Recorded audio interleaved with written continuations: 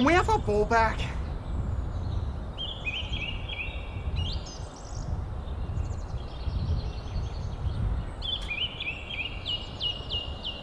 The world is full of people who know exactly what the problem is, where it went wrong, and how it could have been fixed. Monday morning quarterbacks who say the Seahawks should never have passed, armchair generals who point out you should never start a land war in Asia, and pew-sitting popes who maintain that if the Holy Father wanted to stop communion in the hand, he should have just said so. There are two major problems with this theory. The first is that hindsight is always 20/20. When we, Monday morning quarterbacks, talk about the game around the water cooler, we're doing so with the benefit of having seen how things played out. We see the actions taken didn't work, and so we presume different actions would have worked better, or at least not as badly. But we don't know that, and more importantly, we might not have known that at the time if the decisions were ours to make.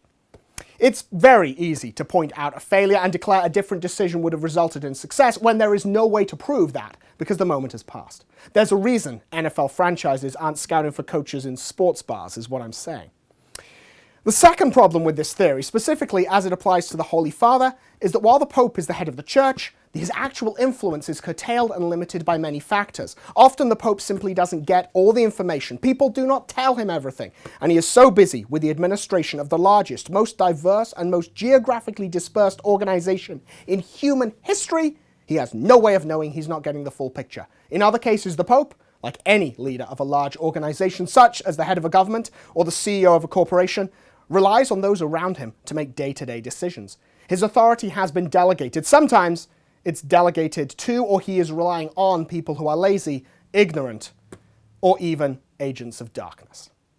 And sometimes, too often, as it turns out, the Pope is simply defied. He can be well aware of what's going on, have made his decision and declared it himself, and it is either ignored or dismissed by those who are supposed to put it into action.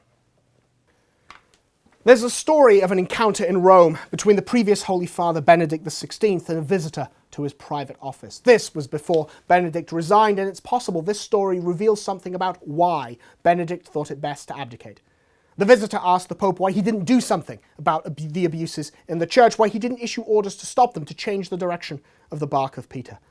Benedict pointed at the threshold of his office and said, "My authority ends there." Now, if you find the story hard to believe, remember what happened with his motu proprio Summorum Pontificum, permitting and encouraging the Tridentine Mass. The Pope's instructions were being ignored, not with public defiance, of course, but politely, privately, behind the scenes. This was the case, although not politely and certainly not privately, for Pope Paul VI. Famously, his landmark encyclical Humanae Vitae, confirming the Church's perennial teaching on the evils of contraception, was ignored and even explicitly rejected, most notably by the Canadian bishops in their treacherous Winnipeg statement.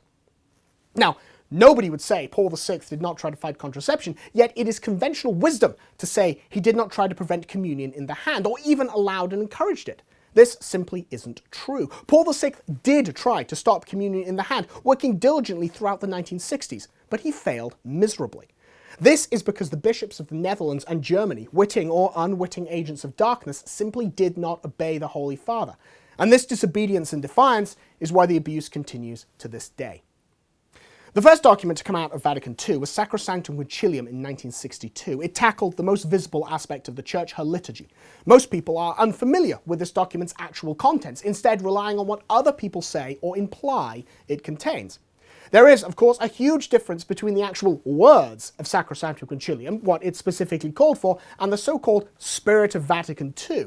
The Spirit of Vatican II, a false spirit, certainly not the Holy Spirit of the Blessed Trinity, would have you believe the Second Vatican Council called for liturgy in the vernacular rather than Latin, masses said facing the people rather than facing God, altar girls, guitar mass, lay ministers for Holy Communion, and of course communion in the hand. None of this is true. Sacrosanctum Concilium, as we've shown when dealing with previous cases, called for a renewal of the liturgy, not a wholesale change. It spoke in broad terms, not specifics. And so, in 1964, Paul VI established the Council for the Implementation of the Constitution on the Liturgy. He appointed Archbishop Annibale Bugnini as secretary of the Concilium, as this council was known. It was Bugnini and his team who were responsible for carrying out the Pope's wishes when it came to putting the abstract suggestions of Sacrosanctum Concilium into concrete practice in the liturgy. Now, as we've already mentioned, In the 1960s, communion in the hand started as an abuse in northern European countries, Holland, Belgium, Germany, and France. There was no permission for it, no church law allowed it.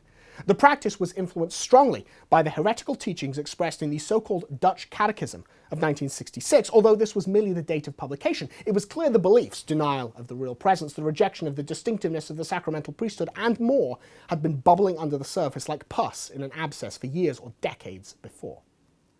And so it was. On October 12, 1965, the Concilium wrote to Bernardus Cardinal Alfrink, head of the Conference of Bishops in the Netherlands, saying, "The traditional way of distributing communion is to be maintained. The Holy Father does not think it proper that the sacred host be distributed in the hand and then received by the faithful themselves in one or other fashion. And therefore, he urgently asked the conference to issue appropriate regulations so that the traditional way of receiving communion may be everywhere restored." In his biographical book, The Reform of the Liturgy, Archbishop Bonini recalls his experiences working at the Vatican for over a quarter of a century. In there, he records, with somewhat dry understatement, "These and other reminders did not have any effect." Now, for all of you armchair quarterbacks keeping track of the play calls, that's twice the Pope has tried to drive. The apostolic exhortation Mysterium Fidei was a universal call to reverence for the Eucharist, and this letter was a specific instruction to the bishops in the middle of the mess. 2 attempts to push the ball downfield, and 2 times he's got stopped. One more, he's going to have to drop back and punt. But there's a difference between what happens on the gridiron and what was happening in the Low Countries on any given Sunday. A football coach gets stopped by the opposing team. Paul VI's efforts were hampered by his own team, or at least what was supposed to be his own team. The Dutch bishops, men like Cardinal Leo Suenens and Bernardus Alfrink, told Rome they couldn't stop communion in the hand in their diocese, that they weren't able to. More likely, they didn't want to.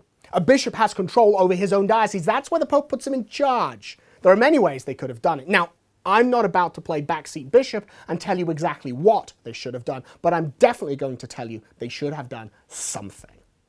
And that's the thing.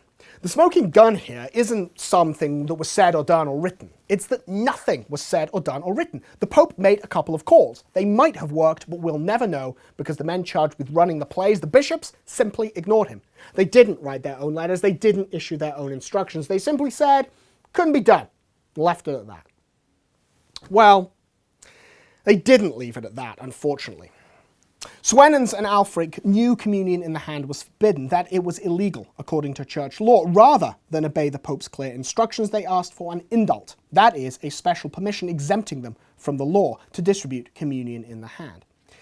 This demonstrates incredible chutzpah on the part of the Dutch bishops. Chutzpah can be defined as unbelievable boldness, temerity, gall, or cheek, like when a man on trial for killing both his parents asked the court for clemency because he's an orphan. After all, the law was the law, and by requesting an exemption, the Dutch bishops admitted they were aware of it. The Pope had already told them to stop communion in the hand. It was ludicrously bold to ask for permission. But ask they did, and they kept on asking repeatedly, time and again, over the next few years. On May the 8th, 1968, 3 years after telling the hierarchy of the Netherlands to stop communion in the hand, Rome again said no. This time via the Sacred Congregation of Rites with the words non expedere. In English, it is not expedient. Still, the dissident bishops, the agents of darkness, wouldn't let up. They continued with their requests. Finally, on June 3rd, 1968, the Vatican Secretary of State wrote to the Episcopal Conference of the Netherlands saying, "His Holiness in effect considers that the bishops must be reminded of their responsibility so that they may prevent, with opportune norms, the inconveniences and moderate the indiscriminate spread of this practice, of itself not contrary to doctrine, but in practice very disputable and dangerous." Paul VI has tried to move this ball downfield for 3 years and it's got nowhere. He tells the kicker to warm up on the sidelines. He's thinking about punting. Shortly after the Secretary of State wrote to the Dutch bishops, Paul VI briefly gave in. He issued 2 indults permitting communion in the hand, on June 27th for Germany and July 3rd for Belgium. Now, we can't be sure why he did so. Popes are only human, so perhaps it was a moment of weakness. Certainly, it seemed as if the abuse could not be stopped. He'd been trying for 3 years, after all. Perhaps he thought 3 points was better than nothing, that allowing this abuse in one small area would prevent it from spreading elsewhere. But then, almost out of the blue, he benches the kicker. On July 25th, he orders Bernini to tell the Dutch and German bishops to suspend the publication and application of the indult. What this does is remove any special permission for communion in the hand. Without the indult, distributing the Eucharist in any manner other than on the tongue would be breaking the law. And so now Paul VI calls a timeout. He wants to huddle with his team and decide the best course of action here. On July 30th, 5 days after the suspension of the indult, the Concilium recommended the Concilium should, at the bidding of the Holy Father, send a letter to all the presidents of the episcopal conferences with an extended state of the question. Each episcopal conference should discuss the problem and come to a decision by a free and secret vote, the results of which should be sent back to the Concilium. In October, the Concilium met with the secretaries of the congregations involved. There, they described the problem of communion in the hand. The practice has started and is difficult to stop. The dangers, weakening of worship of the Eucharist, danger of profanations, yielding to a practice imposed from below. The play was clear. The views of the episcopal conferences should be solicited to help the Vatican better understand and more effectively address the problem of communion in the hand. The Concilium drafted a letter sent on October 29th to all 2,150 Latin Rite bishops. The letter referred to the manner of reception of the Eucharist as one of the Vatican's most sensitive and pressing concerns, and said the Holy Father was opposed to communion in the hand. Of course, the main issue was any possible indult and the reasons for opposing it. The letter read, in part, "This new practice, introduced here and there, is the work of a small number of priests and lay people, who are trying to impose their viewpoint on others and force the hand of those in authority. To approve the practice will be to encourage these persons who are never satisfied with the laws of the Church." The word "never" here is interesting. The letter wasn't just the work of the Concilium. Paul VI personally corrected and annotated it. Bernini commented in his memoirs saying, "The variations introduced by the Pope indicate the care and interest with which he had been following the whole matter." Originally, the word "not" was used, but before the letter was sent out, the word was changed from "not" to "never." Now, that seemingly minor change is a stinging rebuke to the soi-disant reformers in Germany and the Low Countries, revealing Paul VI saw them in much the same way as their predecessors over 400 years earlier, the leaders of the Protestant revolt. He saw them not as people with some honestly held differences of opinion, but dissidents fundamentally opposed to the authentic Catholic Church. But the letter didn't merely oppose communion in the hand because it was in defiance of existing laws. The Concilium and the Pope said, "The greatest thing to be feared is a lessening of respect for worship of the Eucharist," and raised the specific problem of loss of particles of the Eucharist. One must ask with anxiety whether the fragments of consecrated bread will always be gathered up and consumed with the full respect they deserve. If even now, when a communion plate is used, it is so easy for fragments to fall and to scatter, what will it be when the particle is placed in the hands of the faithful, of whom not all have the sensitivity and attention for gathering them up promptly? Now, the risk of profanation of the Eucharist through accident or carelessness is a major issue. We're going to talk specifically about it later on with a sobering and even horrifying experiment, which will demonstrate without a shadow of a doubt that communion in the hand is dangerous and ill-advised. But in brief, this is a huge issue. If we believe, as the Church teaches, that each fragment, each particle, each crumb or drop of the Eucharist is Jesus Christ, whole and entire, body, blood, soul, and divinity, then all steps must be taken to preserve and protect it, to prevent it from being scattered carelessly to the floor, to be trodden underfoot, swept away, or vacuumed up. Paul VI recognized communion on the tongue, even with patterns and priests following precise, exacting rubrics designed to minimize it, still had an attendant loss of particles. How much worse would communion in the untrained hands of the laity be? The final concern the letter expressed was almost prescient. By yielding easily on this point, there is danger that the audacity of overdaring reformers will be directed to other areas, which will bring irreparable harm to Eucharistic faith and worship. In the nearly 5 decades since Rome gave in and allowed communion in the hand, we've seen all manner of changes. Tabernacles moved into corners, altars turned round, legions of ministers of every kind and of all kinds of abuse in the Mass. With our 2020 hindsight, it's easy to say the Pope wasn't exaggerating one jot. Paul VI ordered a ballot enclosed with a letter asking 3 questions. Do you think that attention should be paid to the desire that, over and above the traditional manner, the rite of receiving Holy Communion on the hand should be admitted? Is it your wish that this new rite be first tried in small communities with the consent of the bishop? And do you think that the faithful will receive this new rite gladly after a proper catechetical preparation?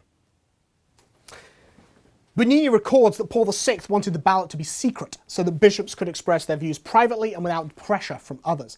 But he was not naive. He asked, how does it remain secret and who collects the ballots? He was aware of the machinations of men, the steps agents of darkness would take to further their agenda. The Pope's wishes allowed the bishops to express themselves freely. The majority of them responded no to each question. After gathering all the ballots and the views of the various episcopal conferences, it was clear Rome had three options. 1. She could close the door to every concession regarding communion in the hand. This is what a majority of the bishops wanted to do. The concern was, however, that there would be a violent reaction in places where the abuse already prevailed, disobedience and a rebellious uprising against the Pope, perhaps even causing a schism. 2. Rome could simply allow both forms of distribution, on the tongue and in the hand. But the majority of bishops, not to mention the Pope, were strongly against this. The third option was the one that was taken. Now, it was a bit of a Hail Mary pass, the last chance to prevent communion in the hand from spreading further. The concession would be made, but not universally and not without conditions. It would only be allowed in places where the abuse had already started and was difficult to stop, and then only under very specific and limited circumstances. Even then, it would not be considered the normal, regular, or commonplace method of reception, and would certainly not be recommended or considered best by the Church. A question has to be answered because it's commonly asked. Why didn't Paul VI just do a Donald Trump and say, "You're fired," to the dissident bishops? After all, he was the Pope, right? He's the boss, the chief, the big kahuna. What and who, he says, goes. Well, yes. The Pope would have been well within his rights to fire the dissident bishops, to dismiss them from their positions as head of their diocese. But what good would that have done? Remember, hindsight is 2020. Perhaps Paul VI was holding out hope he could work with them, that persuading them was a more pastoral, a more Christian approach than simply dismissing them. Furthermore, the problem wasn't limited to the bishops. Their chanceries and parish priests supported this abuse. They were the ones actually carrying it out. If the Pope had fired a bishop, who would he have replaced him with? Would he have known who to replace him with? And what would that bishop have done with his brand new diocese filled with dissent? The laity need the sacraments and they need shepherds. Dismissing the bishops would have left a vacuum of confusion in the diocese, faithful Catholics deprived of leadership and pastoral care. This is not, of course, to say that Paul VI's actions or inactions were perfect, or that he shouldn't have been firmer or even decimated the ranks of the European episcopate and installed hand-picked men from the papal household. He made his choices and they had their consequences. What is absolutely certain is that being hardline and decisive in that manner wasn't his style, nor really the style of church leadership during most of the 20th century. Preferred leadership styles have changed in politics, business, even in sports, and that has influenced the style of leadership in the church. In hindsight, perhaps the only thing that might have possibly worked was removing dissident bishops from positions of influence over dioceses and weathering the storm caused by the confusion of a leadership vacuum filled with inexperienced prelates. But even as we admit that, we have to admit there's no assurance that would have worked either. Communion in the hand would become, in a few short years, a much larger issue than simply an abuse in the countries in Europe who'd been the nexus of the Protestant revolt. The seeds would be blown across the Atlantic and take root in the New World, swiftly growing into a terrible weed that still threatens to choke the life from so many Catholics. There was perhaps nothing Paul VI could have done. Like I say, hindsight is 2020, and I'm not comfortable being a Monday morning quarterback. But what I am comfortable saying is that any charge Paul VI did not fight against communion in the hand, or worse, that he encouraged this dreadful abuse, is not only inaccurate but unfair and slanderous. Paul VI resisted it tooth and nail. Now, his tactics might not have been perfect. They certainly, ultimately, failed spectacularly. But he was not the quisling many people make him out to be. His final attempt to fight communion in the hand was tragically and ironically what has allowed this abuse to flourish. He fumbled his play and the ball got picked up by a hard-driving team of brutes, the United States bishops. But before we discuss the interception, my team and I need to tell you about the pass itself, a little document called Memoriale Domini.